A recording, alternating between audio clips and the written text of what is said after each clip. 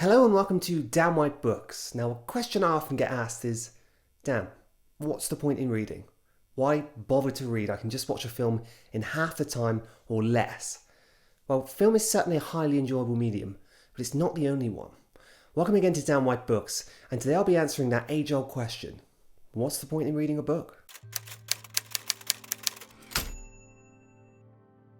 I know how most people feel. You see a book, particularly a large one, and you find the very thought of taking all that time to read it rather daunting. Perhaps you look at Shakespeare and think, God, not that guy again.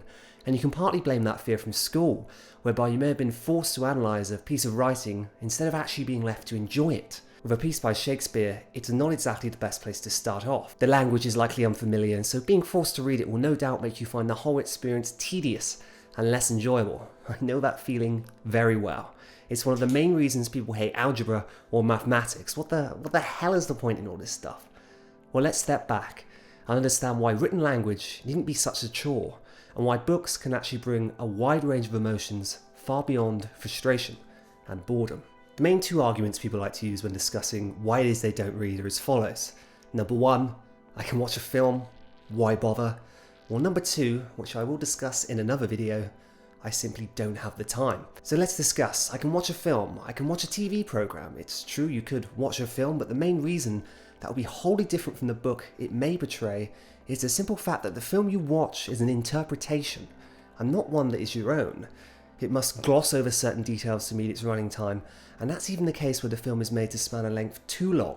I'm not mentioning any names. I adore a good film, but I love more a great book. The depth a book can add to characters goes beyond that of a film and will make you feel like they're a part of you. A book puts you into the minds of the characters, both good and bad, and this can evoke a wide and dramatic scope of feelings.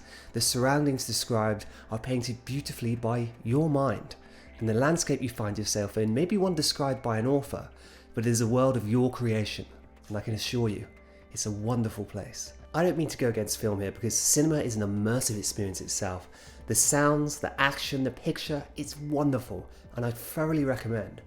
But people too often hold the assumption that a book is somehow pale and boring in comparison, and it's plain to see why. I mean, look at it. A book is essentially a load of words printed on paper. It doesn't look that interesting, there's no pictures, and people will sadly always judge it by the cover. But those words aren't so innocent.